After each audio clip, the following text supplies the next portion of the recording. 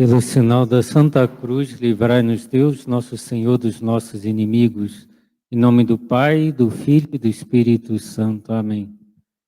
Meu Senhor e meu Deus, creio firmemente que estás aqui e me vês, e me ouves. Adoro-te com profunda reverência. Peço-te perdão dos meus pecados e graça para fazer com fruto esse tempo de oração. Minha Mãe Imaculada, São José, meu Pai e Senhor, meu anjo da guarda, intercedei por mim.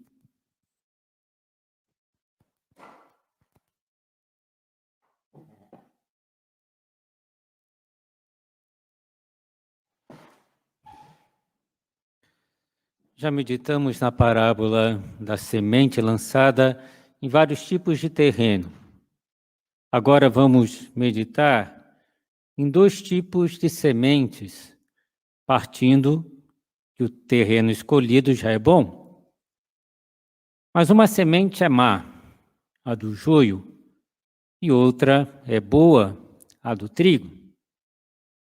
Essa parábola do joio e do trigo pode nos dar muitas luzes sobre o tema do bem e do mal presente no mundo e também nos nossos próprios corações. Ouçamos a parábola. Jesus diz: o reino dos céus é como um homem que semeou boa semente no seu campo. Enquanto todos dormiam, veio seu inimigo, semeou o joio no meio do trigo e foi embora. Quando o trigo cresceu e as espigas começaram a se formar, apareceu também o joio. Os empregados foram procurar o dono e lhe disseram: Senhor, não semeaste boa semente no teu campo? De onde veio então o joio? O dono respondeu: foi algum inimigo que fez isso. Os empregados lhe perguntaram: queres que vamos arrancar o joio? O dono respondeu: não. Pode acontecer que arrancando o joio, arranqueis também o trigo. Deixai crescer um e outro até a colheita. E no tempo da colheita, direi aos que cortam o trigo: arrancai primeiro o joio e amarrai em feixes para ser queimado. Recolhei, porém, o trigo no meu celeiro. Como interpretar essa parábola? Então, para quem não conhece, o joio é uma planta que nasce geralmente no meio dos cereais e cresce ao mesmo tempo que eles. E é tão parecido com o trigo que se torna muito difícil distingui-lo do trigo, mesmo para um experiente lavrador, pelo menos até que se formem as espigas. Mais tarde, sim, é possível notar a diferença, porque a espiga do joio é mais fina, o fruto é minúsculo. Só que é preciso distinguir, porque se faz a farinha misturando os dois, o joio e o trigo, o joio contamina a farinha de trigo e é prejudicial ao homem. Então, semear joio entre o trigo era normalmente o caso de vingança, empregada no Oriente. E as pragas de joio eram muito temidas pelos camponeses, porque poderiam inutilizar toda a colheita. E qual a explicação dessa parábola? A mais importante é aquela que o próprio Jesus dá, porque ele explica. Explica-nos a parábola do joio, dizem os seus discípulos a ele. Jesus respondeu: aquele que semeia a boa semente é o Filho do Homem, isso é, o próprio Deus. O campo é o mundo. A boa semente são os que pertencem ao reino. Então Jesus vê a semente como pessoas que são boas, que seguem a Cristo, que andam pelo mundo fazendo bem a todos. Continuando com a explicação de Cristo, o joio são os que pertencem ao maligno, os que se deixam seduzir pelo mal, os que praticam mal, que fazem mal aos outros. O inimigo que semeou o joio é o diabo, que seduz, que conduz ao pecado. E é bom que saibamos que há uma forte influência do demônio no nosso mundo. A colheita é o fim dos tempos. Os ceifeiros são os anjos. Como o joio é recolhido e queimado ao fogo, assim também acontecerá no final dos tempos. O Filho do Homem enviará os seus anjos e eles retirarão do seu reino todos os que fazem outros pecar, os que praticam mal, e depois os lançarão na fornalha de fogo. E aí haverá choro e ranger de dentes. Mas claro que isso é impossível, né? Jesus falando do inferno. Para quem nega o inferno, né? Essa passagem é claríssima. Depois Jesus termina dizendo: os justos brilharão como o sol no reino do seu Pai. Está falando do céu, dos justos que vão para o céu. Quem tem ouvidos, ouça. Então, de certa forma, o trigo puro são os santos, os que já estão no céu. E o joio são aqueles que estão no inferno, que se fecharam totalmente ao bem, que se fecharam totalmente a Deus. Mas enquanto estamos na terra, penso que não somos ainda um campo de trigo sem nenhum joio. Há trigo, ou seja, o bem, até em maior quantidade do que o mal, no nosso coração. Desejamos o bem, a felicidade eterna, queremos o bem dos outros. Mas não é verdade que também notamos que no nosso coração há joio, que temos más inclinações, que muitas vezes nos deixamos levar por maus desejos dos mais diversos tipos, que fazemos o mal, que não queremos, mas fazemos. Não é o que São Paulo dizia? Não faço o bem que eu quero, mas o mal que eu não quero. E muitas vezes pactuamos com o mal. Não é verdade que todos nós experimentamos, por um lado, muitas coisas boas no nosso coração, desejo de servir, de ajudar, temos bons desejos no nosso coração, mas também não é verdade que experimentamos o mal, a maldade que está dentro do nosso coração e que até nos estranhamos com certas atitudes e reações nossas? Ontem me enviaram um vídeo, parece que é antigo, né? De que entrou um ladrão numa igreja e de repente todo mundo se pôs a espancar o ladrão, né? Você fala, puxa, dentro de uma igreja espancando o ladrão, né? Tem uma coisa errada aí. Tudo bem que pegasse, prendesse, levasse para a polícia, né? Mas o mal está dentro do coração do homem, né? A gente percebe isso. E de onde vem o mal? Do diabo e da nossa má correspondência, dos maus hábitos que vamos adquirindo.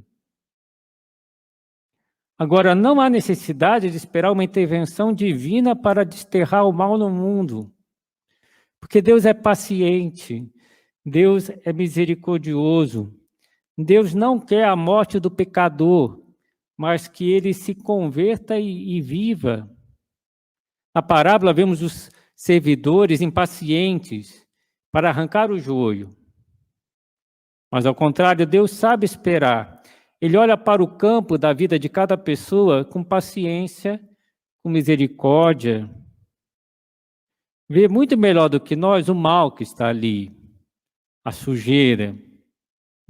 Mas vê também as sementes do bem. Que é um exemplo maravilhoso, o encontro de Jesus com a samaritana. Aquela mulher tinha tido 5 maridos, mas tinha um coração bom. E Jesus olha para o coração bom dela. E depois de uma longa conversa, pergunta, onde está o teu marido? E ela fala, não tem marido. Jesus diz, respondeste bem, porque 5 tiveste, e o que tem agora não é teu. Aí começa a corrigir, tentar tirar o mal. Mas não despreza a samaritana. Nem com aquela mulher pega em flagrante adultério. Jesus não a condena. E Jesus fala, quem tiver sem pecado que atire a primeira pedra. Ninguém atira, o pessoal vai embora. E Jesus pergunta, ninguém te condenou? Ela diz, ninguém, Senhor. Nem eu te condeno, mas não tornes a pecar. Diz o Papa Francisco, nosso Deus é um Pai paciente que nos espera sempre, que nos aguarda com o coração na mão para nos receber e perdoar. Perdoa-nos sempre se formos ter com Ele. Então, o coração manchado por muitos pecados pode mudar, pode dar bons frutos. No plantio isso não ocorre, o joio não se transforma em trigo. Mas nós não somos plantas, nós somos homens. E podemos mudar. Santo Agostinho comenta, muitos primeiro são joio e depois se tornam trigo bom. Se eles, quando são malvados, não fossem tolerados com paciência, não chegariam à mudança louvável. Então Jesus nos ensina a saber esperar. O que é ruim pode se transformar em algo bom. A conversão é possível e sempre há esperança de que isso aconteça. Ao pensar na parábola do joio e do trigo, também podemos pensar que esse campo de trigo com joio é a própria igreja, que acolhe no seu seio os pecadores e, ao mesmo tempo, santa, porque possui elementos de santidade que santificam a palavra de Deus, os sacramentos, mas também sempre está necessitada de purificação, de penitência, de renovação. Veja o que diz o Catecismo da Igreja Católica. Todos os membros da Igreja, inclusive seus ministros, devem reconhecer-se pecadores alcançados pela salvação de Cristo, mas ainda em via de santificação. Ainda temos que nos santificar e reconhecer-nos pecadores. Então, a parábola do joio e do trigo coloca o problema da coexistência do bem e do mal. São José Maria comenta, tudo está bem claro, o campo é fértil, a semente é boa. O Senhor do campo lançou a mão cheia a semente no momento propício e com arte consumada. Além disso, organizou uma vigilância para proteger a semeadura recente. Se depois apareceu o joio, foi porque não houve correspondência, porque os homens, os cristãos especialmente, adormeceram e permitiram que o inimigo se aproximasse. Jesus que diz na parábola que adormeceram. E essa realidade tem que mover-nos à contrição, à dor de amor, à reparação, mas nunca ao desalento, ao pessimismo, mas que estejamos acordados. Há muitos pais que estão dormindo na formação dos seus filhos. Depois não sabe como o mal se instalou no coração dos seus filhos. Porque não vigiou, porque estava dormindo. E vemos como o mal se alastra. O joio é a imagem do mal presente no nosso mundo, da má doutrina, do mau comportamento, das más inclinações, dos maus desejos presentes no nosso coração e do comportamento ruim que é apresentado como se fosse algo bom. O que é errado, o que é pecado, é apresentado como coisa boa hoje em dia. Exemplos, ideias demolidoras sobre o casamento e sobre os filhos, por meio dos seriados, novelas de televisão, de grande alcance. Sobre o modo de levar o namoro, se ridiculariza quem vive a castidade, na maioria dos ambientes.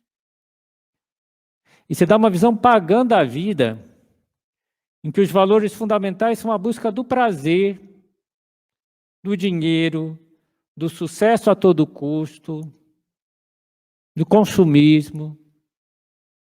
E assusta ver como o mal cresce no mundo. Ideias devastadoras com relação a Deus, à família. Imagino que vocês já tenham ouvido falar, né? Que teve um padre que denunciou para uma escola particular na cidade de Divinópolis, se eu não me engano, né? Ensinava o poliamor, a poliafetividade. E ele teve a coragem de denunciar e foi perseguido até por causa disso. No texto que ele tinha da psicóloga que dava aula, né, nessa escola, uma hora ela fala de fidelidade ao grupo. Você fala, o quê? Fidelidade ao grupo? Antes é fidelidade entre um homem e uma mulher. Agora, a fidelidade ao grupo que está envolvido numa relação sexual. Né? Está tudo confuso, tudo errado. Antigamente se falaria mais claro, poligamia e outras coisas mais, que não vou falar aqui porque pega mal, né?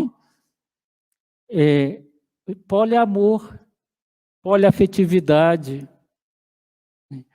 O mal é apresentado com aparência de bem. Isso é o joio. Parece com trigo, mas não é. Defesa dos direitos das minorias. Sim, mas são direitos. O que está pedindo? O que acontece é que muitas vezes a pessoa fala, não, mas isso não me afeta, padre. Pode ficar tranquilo que isso daí, essas ideias, eu sei que estão todas erradas. Será que não afeta? À medida que vai vindo uma, outra e outra e outra. Basta ver o que as pessoas estão dizendo por aí. E se não afeta você, não está afetando os teus filhos? Uma criança não tem ainda senso crítico. E ela vê essas coisas na internet, vê essas coisas na televisão. E os adolescentes não estão bem formados. A gente leva cada susto. E tem pais que não sabem o que os filhos estão vendo na internet. Então é preciso vigiar. Senão, como se explicaria tanta coisa? Pais cristãos que deram boa formação e, de repente, os filhos estão falando uma teoria totalmente furada em casa. De onde veio isso?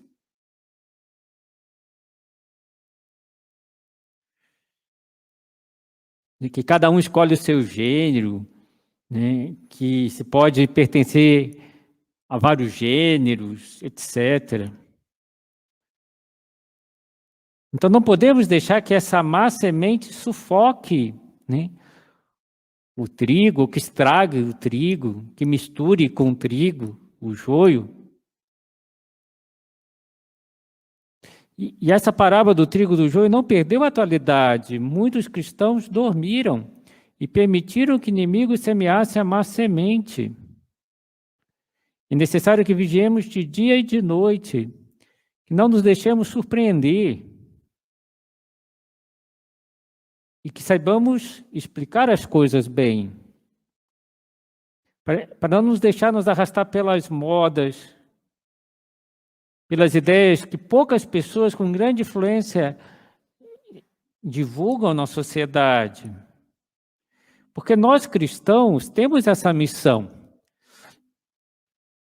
O cristão, dizia um documento antigo, chamada Carta a Diogneto, que diz, os cristãos são a alma do mundo.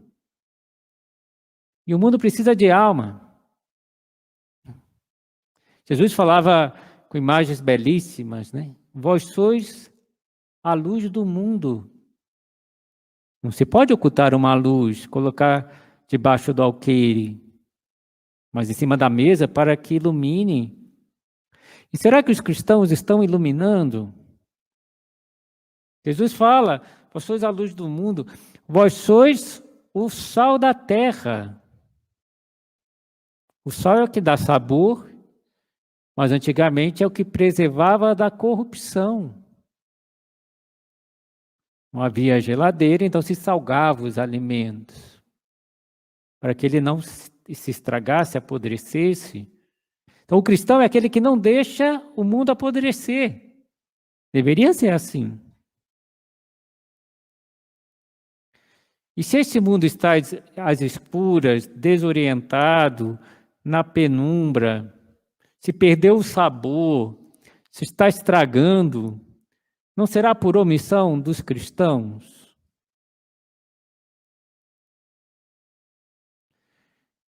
Mas para que a luz ilumine, é preciso que haja incandescência. Para que o sal dê sabor, é preciso primeiro que ele tenha o sabor. Um sal desvirtuado não salga nada. Jesus também usa aquela outra imagem, né? Do fermento no meio da massa. O cristão é como um fermento no meio da massa que leveda a massa. Agora, a massa tirada da massa não fermenta nada. Se o cristão é igual a todo mundo, se é massa no meio da massa, vai fermentar o quê? Então, não podemos perder a nossa força. E que força é essa? As nossas convicções, o nosso amor de Deus, que vem das práticas de piedade. E devemos nos questionar: o que Deus espera de mim? O que Deus espera de nós? O que o mundo tem direito a esperar de nós cristãos? Vós sois a luz do mundo, vós sois o sal da terra, vós sois o fermento na massa. Que tenhamos essa força interior pelas nossas convicções, pela nossa fé, pela nossa maneira de unirmos a Deus, pela nossa maneira de amar e procurar a verdade, pela nossa maneira de viver as virtudes cristãs. São José Maria vai dizer, essas crises mundiais são crises de santos. Deus quer um punhado de homens seus no mundo e depois a paz. Então, nós temos essa missão.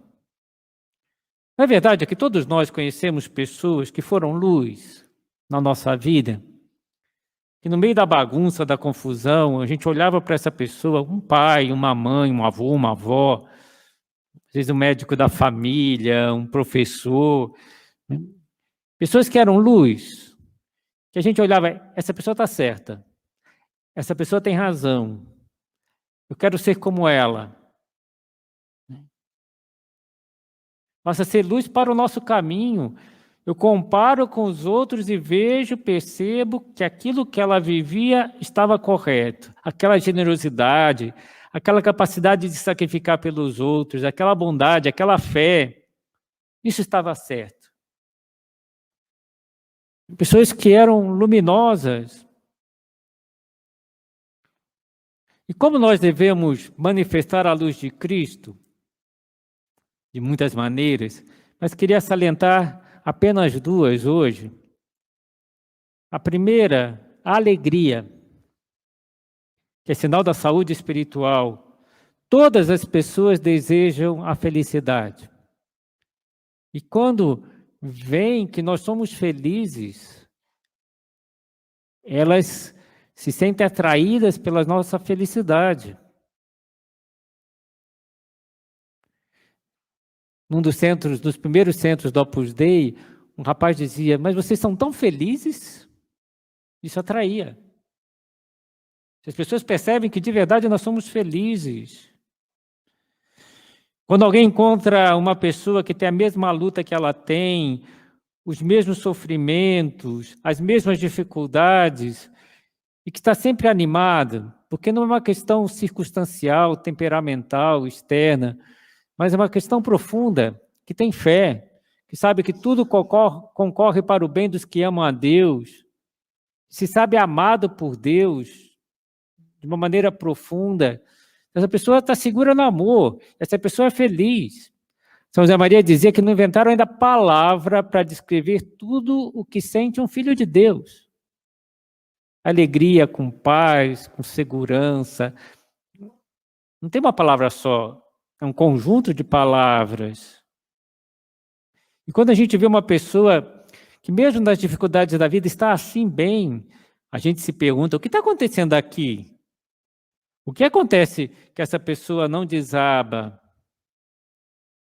O que acontece que essa pessoa vê serenamente as coisas, mesmo que humanamente estejam fechadas, escuras? Aqui tem algo que atrai.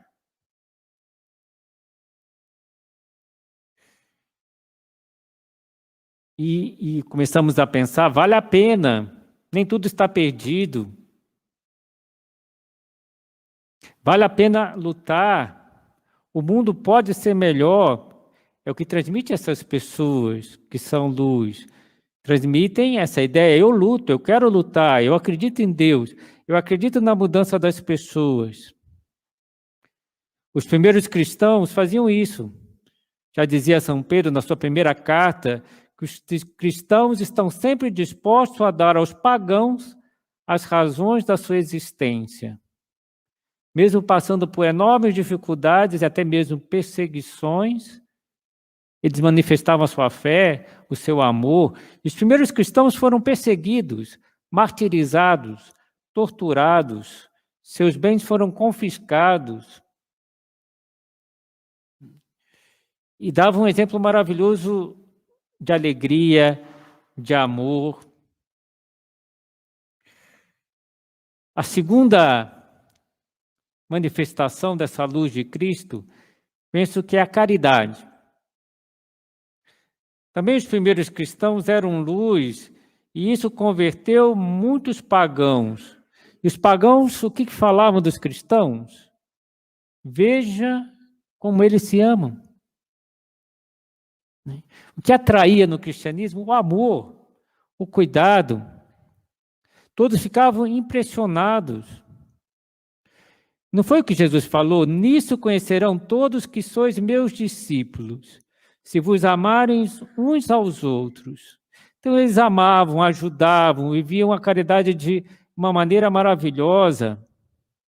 Nós cristãos deveríamos ser luz pelo modo de amar os outros, de querer o bem do próximo, porque temos uma vida isenta de egoísmo, e isso atrai os outros. Termino com uma frase de São Paulo. Fazei todas as coisas sem murmurações nem críticas, a fim de seres irrepreensíveis e inocentes, filhos de Deus íntegros, no meio de uma sociedade depravada e maliciosa, onde brilham como luminárias no mundo. Uma sociedade depravada, maliciosa, como era a época de São Paulo, e falava que os filhos de Deus íntegros brilhavam com a sua conduta. E nós devemos brilhar assim. Que todos nós sejamos trigo e que plantemos esse trigo ao nosso redor.